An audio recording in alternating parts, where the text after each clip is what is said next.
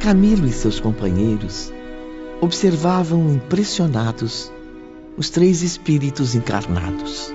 O homem e as 2 mulheres pareciam estar protegidos por um envoltório muito suave, que se diria de cristal.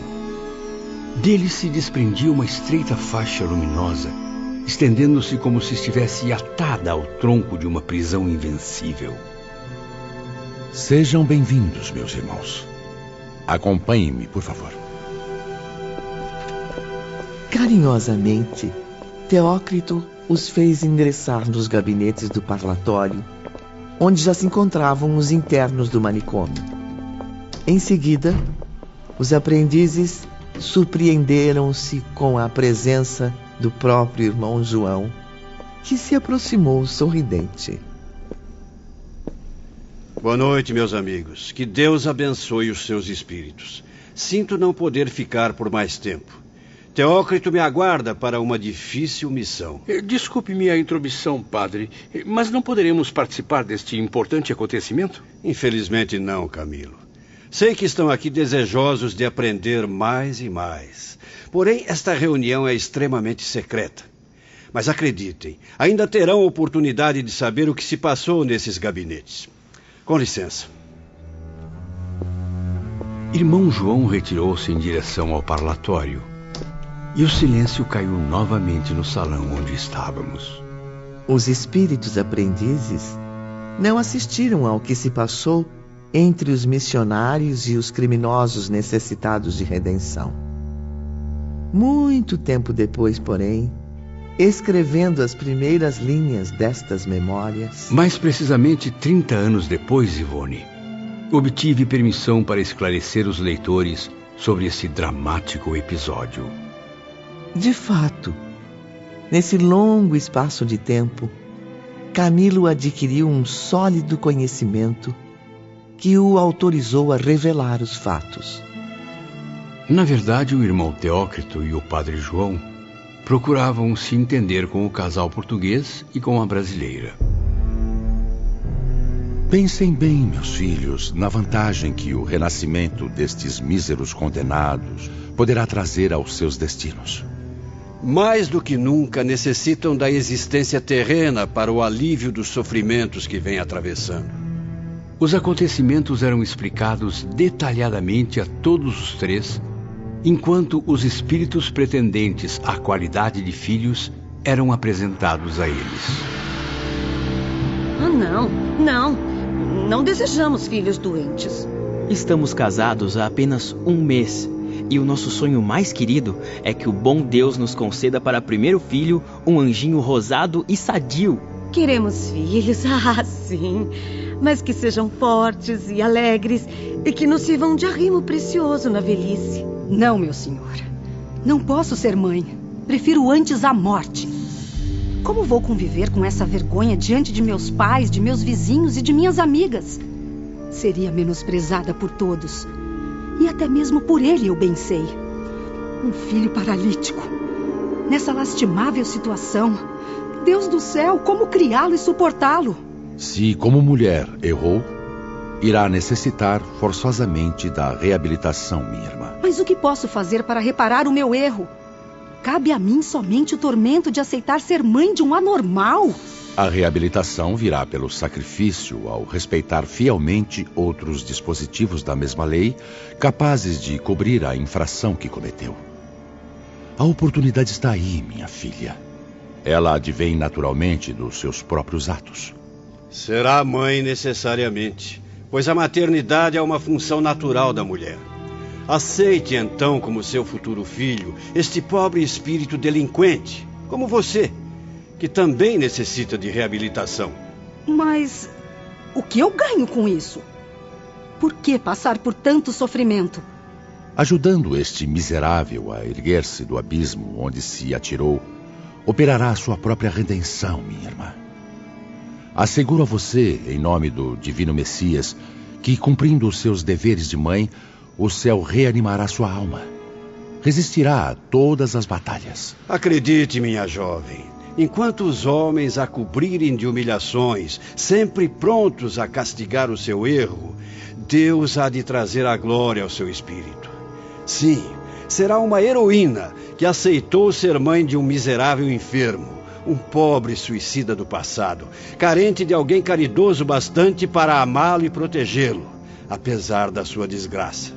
Alguém que, servindo os planos de Jesus, vele por ele, conduzindo-o nas reparações da nova existência carnal. Debruçada sobre o berço pobre do seu filho menosprezado por todos. Sorrindo com amor ao pequenino doente que a buscará com os olhos tristes, mas cheios de confiança. Reconhecendo sua voz entre 1000 mulheres e aquietando-se aos seus murmúrios afetuosos. Terá encontrado, minha filha, a seiva generosa que lavará a infâmia na qual se contaminou. Não, meu senhor. Eu sinto muito, mas não teremos forças para suportar tamanha desgraça. Não posso responder por esta senhora, mas eu e minha esposa realmente não podemos aceitar. Meus filhos, pensem nos méritos que conquistarão perante a lei suprema, na assistência celestial de que se tornarão merecedores. Pensem nas honras que receberão futuramente da legião dos servos de Maria, como prêmio supremo a esse gesto tão caridoso. Foram longas horas de conversação ininterrupta. Os 3 permaneciam chorosos e irredutíveis, sem se animar a estabelecer o acordo definitivo. Romeu e Alceste, ajudem-nos. Precisamos tomar uma medida mais vigorosa. Tem razão, irmão Teócrito. Só assim seremos capazes de convencê-los a aceitar de boa vontade. Estamos prontos, irmãos. Quando quiserem, podemos começar. Sob a corrente vibratória emanada pelos obreiros da boa vontade, as 2 mulheres e o homem passaram a rever os panoramas das próprias vidas passadas. Observe, Teócrito. Está tudo arquivado na consciência do espírito deles. Vejo perfeitamente, irmão João. As ações inconfessáveis praticadas contra as leis divinas em prejuízo do próximo e de si mesmos. Os crimes nefastos, cujas consequências estão exigindo séculos de reparações por entre as lágrimas de infinitas dores.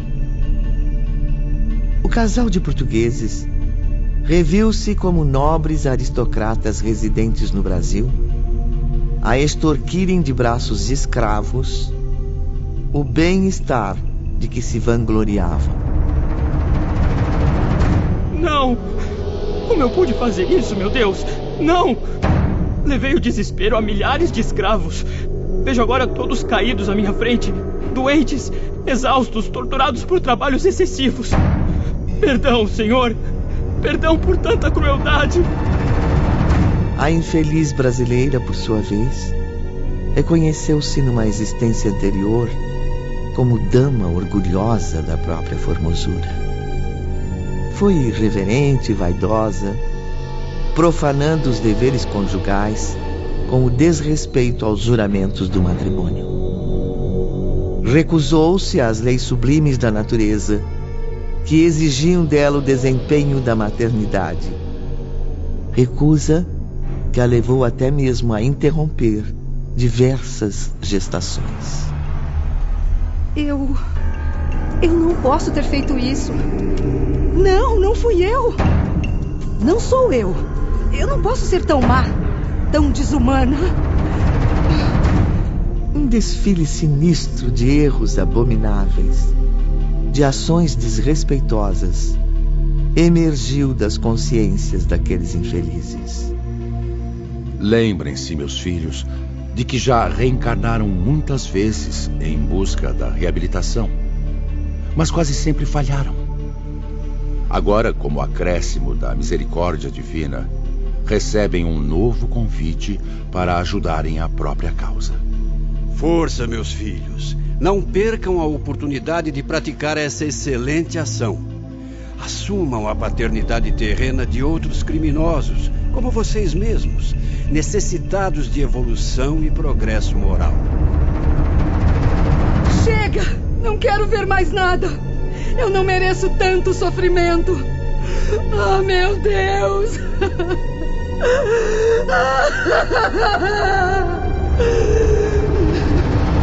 Não! Eu quero sair daqui! Não podem me obrigar! Eu quero sair, por favor, me tirem daqui! Me tirem daqui! Não! Tamanha era a intensidade das cenas revividas que os gritos eram ouvidos do salão onde Camilo e os aprendizes encontravam-se. Pobres criaturas! O que estarão fazendo com elas? Após algum tempo, o silêncio tornou a dominar o ambiente.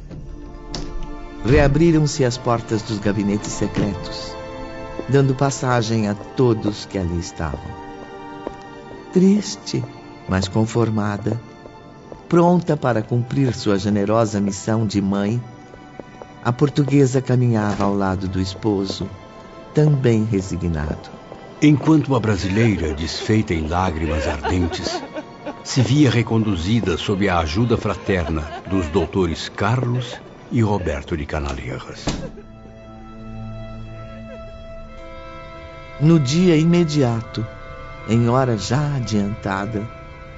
Boa noite, meus amigos. Estão prontos? Sim, meu caro Romeu. Creio que Rosália já está nos esperando. Certamente, Camilo. Vim buscar os senhores para a continuidade da visita à instrução.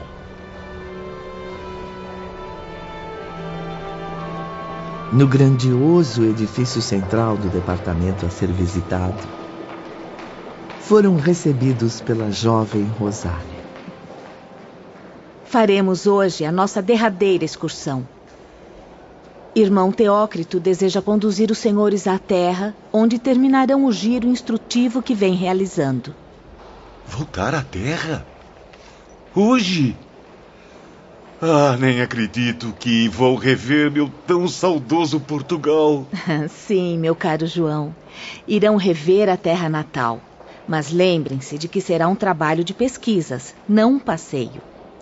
Por isso mesmo, antes trouxe os senhores à seção de planejamento de corpos físicos. Qual a função desse setor, irmã? Como sabem, antes de a encarnação estar definitivamente estabelecida, foi estudado não só o meio ambiente, como até o estado fisiológico dos futuros pais. Principalmente se o espírito culpado é passível de sofrer deformações físicas, doenças graves e incuráveis. Somente depois de tudo esclarecido, serão esboçados os planos para os futuros corpos. Sim, irmã Rosália. Já tivemos a oportunidade de aprender alguns conceitos sobre o processo de reencarnação. Então, queiram me acompanhar, meus amigos. Por aqui, por gentileza.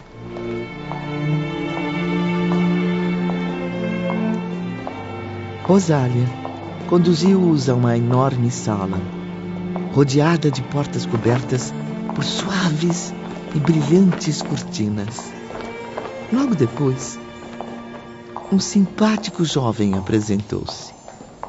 Boa noite, meus queridos. Boa noite. Boa noite. Bem-vindos à sessão de planejamento de corpos físicos. Boa noite, irmão Clemente.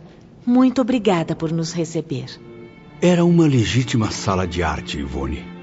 Recanto agradável, como um ateliê de grandes artistas, onde mestres das artes plásticas exerciam cargos elevadíssimos.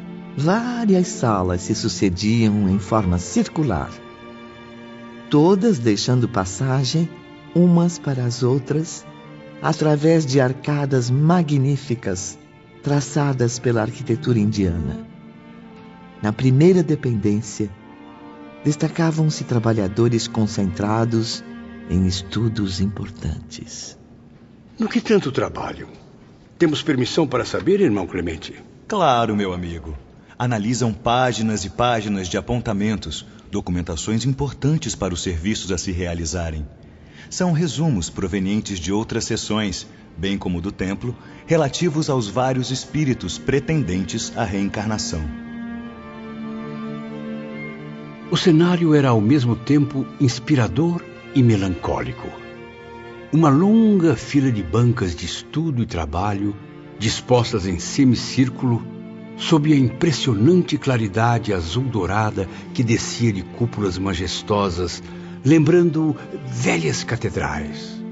Ah, Camilo, por meio de suas palavras, apreciei aquela imagem como se houvesse estado ali realmente. Das janelas, podia-se contemplar o vasto panorama do departamento com seus jardins suavemente coloridos. O azul do céu espalhava os valores sadios do seu magnetismo, parecendo bênção inspiradora à mente dos artistas. Uma vez estudados os rascunhos, ordens são encaminhadas para a seção de modelagem, que fica na sala a seguir. Venham comigo, meus caros. Nesta sessão, o objetivo é o de se esboçar o corpo futuro, seguindo rigorosas instruções. Vejam, elas estão relacionadas neste pergaminho. Irmão Clemente, tenha a bondade. Claro. A. Mutilado desde o nascimento. B. Passível de o ser no decurso da existência por enfermidade ou acidente. C. Passível de aquisição de doenças graves e incuráveis. D. Normais, o que indicará fatos decisivos na programação a ser seguida pelo paciente. Pois convém não esquecerem que muitos dos seus companheiros reencarnarão, possivelmente em corpos físicos normais, até mesmo belos e sadios. Desculpe-me, irmã Rosália, mas não compreendi. Pelo que sei, os suicidas reencarnados deverão sofrer graves problemas físicos. Nem sempre, meu irmão. Em alguns casos, as novas experiências exigirão que seja assim. Renascerão fisicamente normais, porém enfrentarão lutas e sofrimentos irreparáveis, de ordem moral somente. O irmão Clemente está certo, Mário. Acompanhem-me, senhores. No gabinete seguinte, verão os rascunhos dos corpos primitivos. O que quer dizer com primitivos, Rosália? Corpos que o suicida desperdiçou, destruiu antes da época normal, Camilo. Em local apropriado, de fácil acesso ao observador, estes rascunhos eram como estátuas móveis, grandemente belas, apresentando extrema perfeição e naturalidade. Parecíamos estar diante da presença real daqueles envoltórios já destruídos, que eram habilmente classificados da seguinte forma, como nos relatavam Rosália e Clemente. A. O envoltório primitivo, tal como existiu e foi aniquilado pelo suicídio. B. O estado em que se encontrava na ocasião do crime, ou seja, a saúde, o volume das forças vitais, grau de vibrações, estado mental, grau de instrução social, ambiente em que viveu, data do nascimento, data da época normal que se deveria dar à extinção da força vital, data em que se verificou o suicídio, local e tipo do desastre, as causas determinantes, nome do infrator. C. O órgão atingido pelo atentado e cuja alteração motivou a extinção das fontes de vida. Assinalado no esboço com lesão idêntica à que sofreu o corpo material. D. Casos especiais: afogamentos, trituração por esmagamento, queda, reprodução plástica dos restos do corpo, tal como o suicídio o reduziu. A perfeição desta última reprodução era impressionante, Ivone. Certamente chocaria qualquer observador não esclarecido como aqueles mestres, ou não dolorosamente experimentados como nós, os próprios suicidas. Venham, meus amigos. A próxima sala é a da preparação de esboços para os corpos futuros. Ou, mais especificamente, a seção de modelagem. Como veem, o local é idêntico aos demais. Porém, há diferenças importantes, como a intensidade maior do trabalho e o número ainda mais elevado de operários. Os mapas ou rascunhos encomendados obedecem rigorosamente às instruções recebidas. Depois, são encaminhados para revisão e aprovação de outros setores. Ali, os pretendentes os examinarão detalhadamente, sob o critério de seus mentores e guias particulares. E como se dá essa aprovação, irmão Clemente? Como os reencarnantes reagem à visão dos corpos que ocuparão na Terra? Não raramente, Camilo, são momentos de profunda tristeza. Os futuros ocupantes aprovam seus esboços entre crises de lágrimas angustiantes. Há casos que requerem adiamentos para os preparativos finais, a fim de se fortalecerem e se encorajarem para o inevitável. Mas e se por acaso o estado do penitente for precário demais, sem que lhe permita lucidez para a aprovação? O templo e os seus guias missionários suprirão suas deficiências, zelando por seus interesses, com justiça e amor.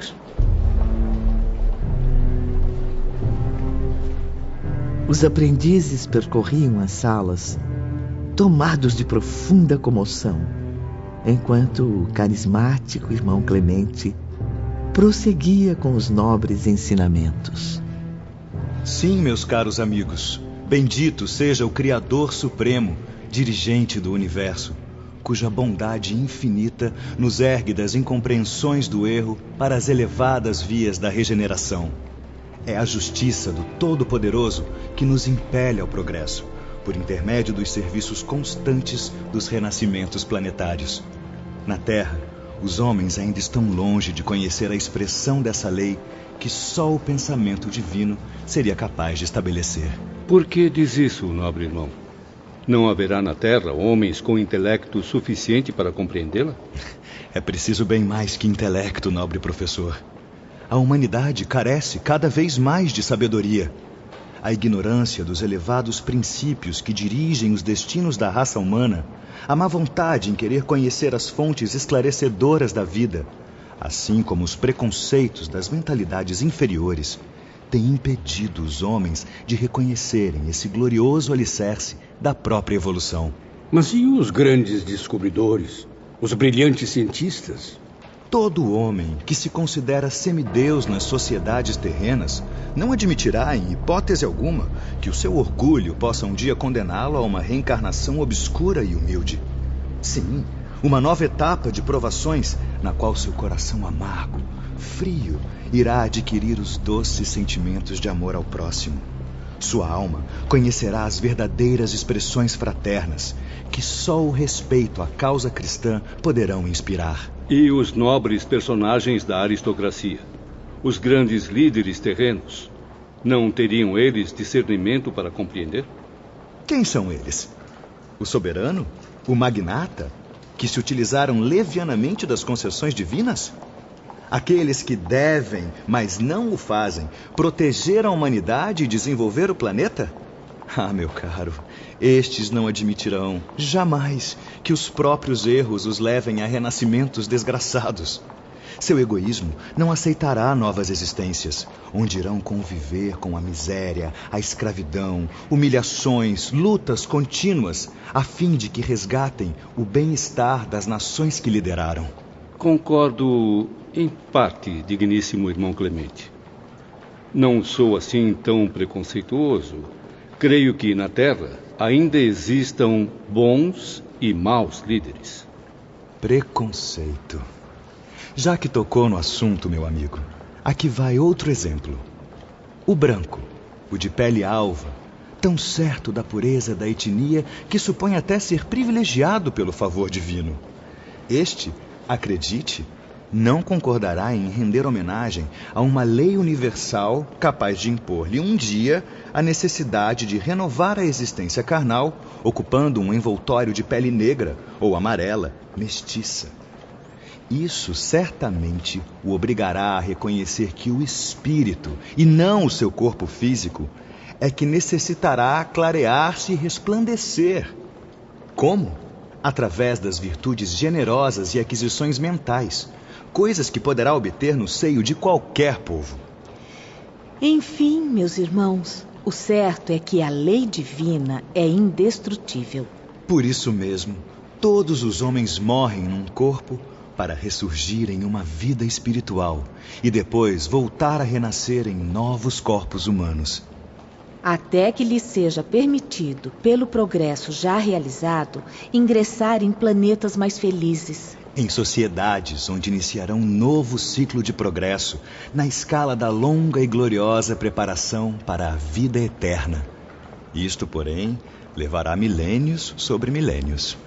Nenhum homem, portanto, como nenhum espírito, poderá fugir às atrações irresistíveis dessa lei, que é necessária a toda a criação como matéria-prima para a sua perfeição. No universo infinito, existem operários indicados ao serviço de promovê-la. Diariamente, o homem assiste ao romper do sol e ao seu declínio no horizonte. Sente soprarem os ventos e vê caírem as chuvas, crescerem e frutificarem as plantas, as flores exalarem seus perfumes e as estrelas brilharem no espaço, sem avaliar a imensidão e a dificuldade do trabalho que tudo isso significa. Não se dá conta da dedicação, dos sacrifícios que esta tarefa requer, das legiões de servos invisíveis, responsáveis pela conservação do planeta. Assim como a rotina humana faz parte da natureza, o ser humano também assiste diariamente a milhares de renascimentos de semelhantes e de muitos outros seres vivos, ignorando a emocionante epopeia divina que contempla. E o ser humano tanto se habituou a ver-se rodeado das manifestações divinas que se tornou indiferente a elas, esquecendo-se de louvar as suas grandezas, considerando-as naturais, mesmo comuns, como realmente são. Mas como, porém, não ser assim, se ele próprio está mergulhado no centro do universo, como descendente do divino Criador de todas as coisas?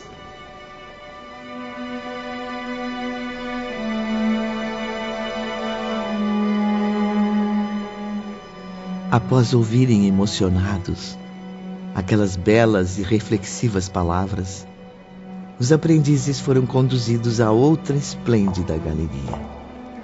No vasto salão, alinhavam-se as belíssimas estátuas mapas.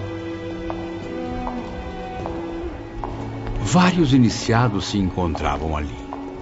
Alguns examinavam minuciosamente as configurações.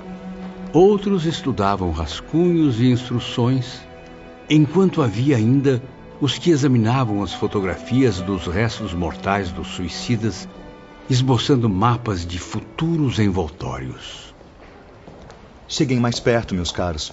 Aproximem-se das estátuas. São representações anteriores ao suicídio. Impressionante. Possuem movimentos e vibrações. E tornam-se, por isso, o tipo ideal a ser modelado, Camilo. Assim foi que, pelas artérias, viu-se deslizar um filete de líquido vermelho luminoso, indicando o sangue com suas manifestações normais num corpo terreno. Era incrível. As vísceras, Ivone, assim como o sangue, continham fluidos luminosos. Quanto às cartilagens, o sistema nervoso, a carne, eram representados por texturas suaves em tons branco, amarelo e rosa, respectivamente. Tudo era absolutamente harmônico, fornecendo à peça uma expressão de grande beleza. Observem bem, meus irmãos, o pequeno universo do corpo humano, com todos os seus pormenores, aqui se encontra projetado com a maestria dos verdadeiros artistas e anatomistas. É importante ressaltar, querido ouvinte, que havia dependências específicas para as estátuas femininas. Bem lembrado, Ivone. Jamais em nossas instruções observamos serviços mistos em quaisquer setores. Os aprendizes permaneciam em silêncio, chocados, atordoados com aquela visão espetacular. Alguns minutos depois, Rosália exclamou: Sem dúvida, meus amigos, é um mecanismo magnífico.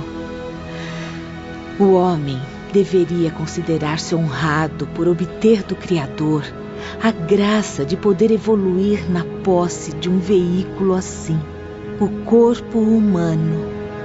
É mais do que um simples mecanismo, meus amigos. É o próprio universo em miniatura, em que esplêndidos fenômenos se reproduzem a todo momento. É um templo, um santuário no qual será depositada a alma imortal, para que nele se embeleze e aperfeiçoe na sequência dos renascimentos.